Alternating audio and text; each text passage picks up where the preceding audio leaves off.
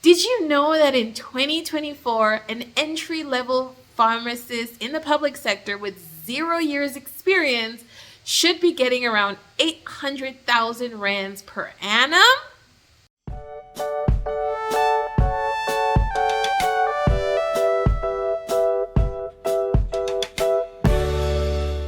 Hi everyone, and welcome back to Farmers. In this video, I want to quickly touch on the 2024 pharmacist salaries in the public sector, and I want us to be very mindful going forward on how we discuss and negotiate salaries with our prospective employers, or how we negotiate raises with our current employers. Stay tuned. All right, so I'm Patricia. If you're new here, make sure to smash that subscribe button. Click the like button because this is going to be such a useful video for us. I want to discuss salaries. Okay, there are all these words roaming around when you're in the recruitment space. They say salary expectation. What is your salary expectation? It seems like salaries are so taboo. It seems like market related is not really related to any markets. But what matters most, I've come to find, is that they want to see your previous payslip to kind of judge and suss you out.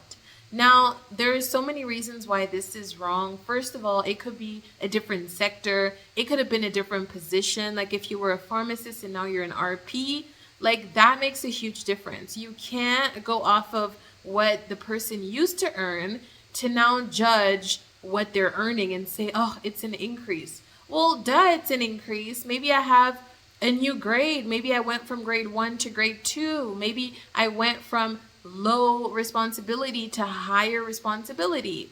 So it's really a play of words, and you have to be firm with it, guys. Don't back down on a good salary negotiation, but be prepared and be equipped. So the first thing you want to know is if you're an entry level and you've never worked before, you clearly don't have a previous payslip, you can just go off of what the public sector grade 1, 0 experience, entry level salary is. And this is not to say they'll necessarily match it. It's just for the awareness purpose. Sometimes in life, you win just letting the other person know that you know.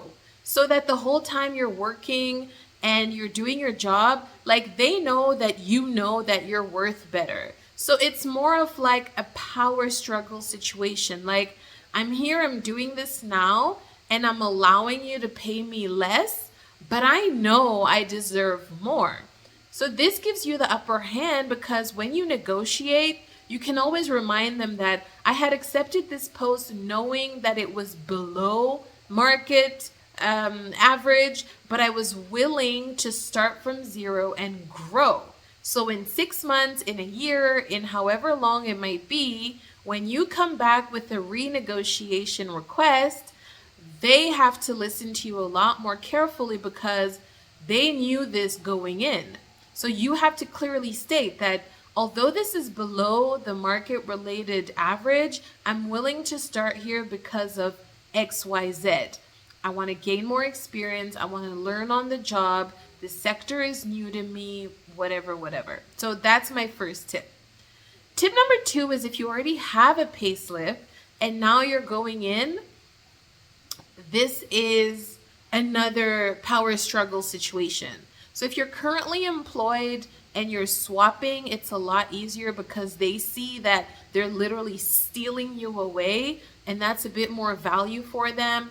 But if you're not employed and you had a payslip perhaps a few months ago or years ago, you come back into the power struggle situation. So now they're like, oh, but you're not working. And it's like, okay, but I'm still worth what I'm worth. I'm still skilled. I'm still knowledgeable. I'm still a grade 1 or 2 or 3 or whatever the case might be. So now the negotiations have to be a little more sturdy, okay? So you have to go in with value.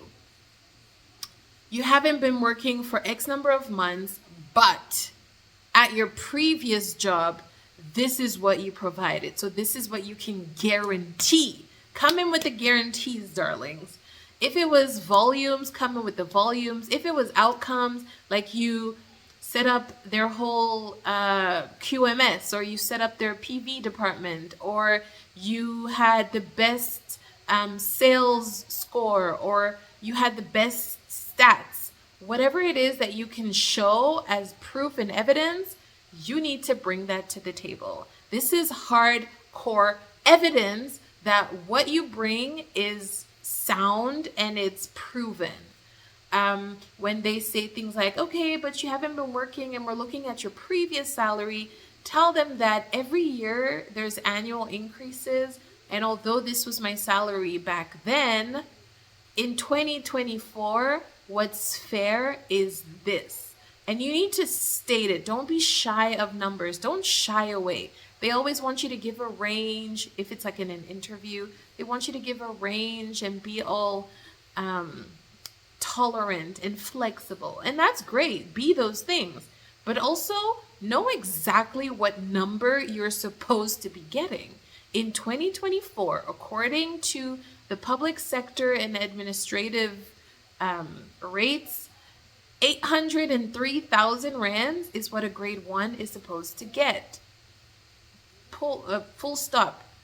So what you can do to actually increase your income and get a raise is to introduce this culture of annual increases or annual reviews to your company. By law, it's not an obligation for a company to have or provide annual increases, but if you make it a point that, depending on the nature of your company, if there are big projects that you guys perform, you have your annual reviews. Sometimes they'll offer you and say, oh, we have an annual bonus, or maybe we have a performance-based bonus. You can use that to negotiate. So first of all, I also want to quickly say you can restructure your package, guys. Sometimes you don't want to get all of the money as a lump sum.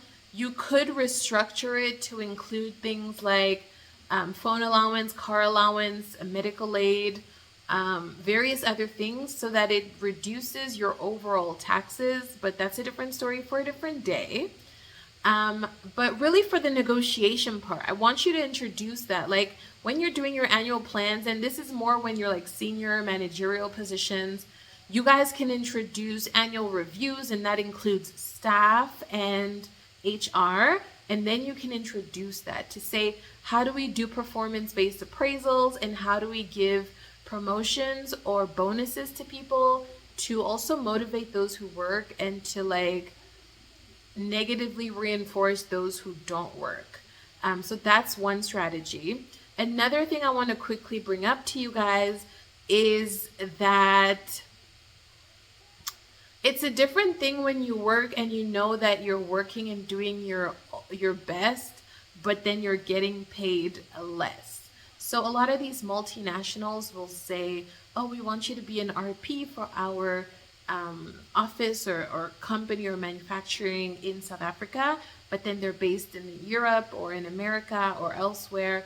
And they usually have bigger budgets, but they go off of this recruiter's insight to say, oh no, we can pay them less. Oh no, try them off at this entry level and see what they say. So oftentimes they will taunt you. Do not take the first offer. Always ask for a bit more. Even if it's 5,000 more, ask for a negotiation upwards.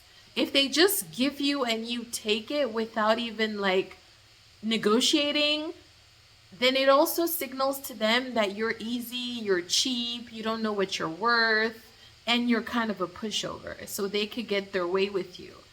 But if you say, actually, I was thinking more of this range or this amount, the market is at here, but I'm willing to come down here, and then it's a little bit of a negotiation, great. They know they have somebody confident, not a pushover, and somebody who knows their worth on their hands.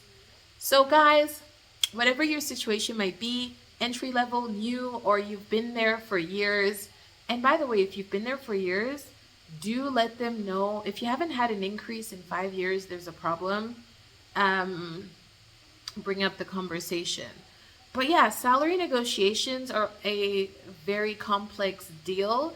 It really depends where you live, what your company does, what you do in the company, your position, your seniority, your output. I mean, you can't be a lousy bum and want an increase. You really have to be a top performer. So this is just an awareness, guys. Let me know what you think in the comments below. Let's continue this conversation. We cannot continue to let some of these companies be exploitative, and let everybody know, like, the lower you go, the worse it'll be. There's no good company that pays bad, if that makes sense. And there's no good employee that isn't kept there for their skill and their value. And, you know, when you negotiate, you should also bring that up to them to say, well, if I leave because I find a better option. Oh, sorry, and I forgot, this was my other tip, is to apply for other positions and show them offers, because when you have an offer on paper, they will get scared and shake in their boots. An offer on paper is a threat. Like, I could leave, I could go. Here's a better offer. They've already given it to me. I have 30 days to say if I want to take it or not. Will you give me a raise?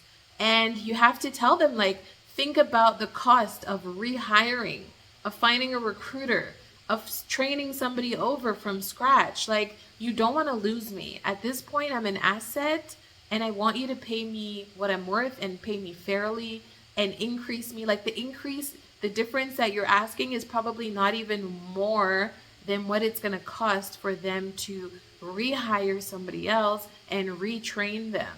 So that's a big value proposition that you have in your corner to say, actually, guys, please consider this, because I have long standing, I have proven myself, I have a track record, and I'm only asking for this much more.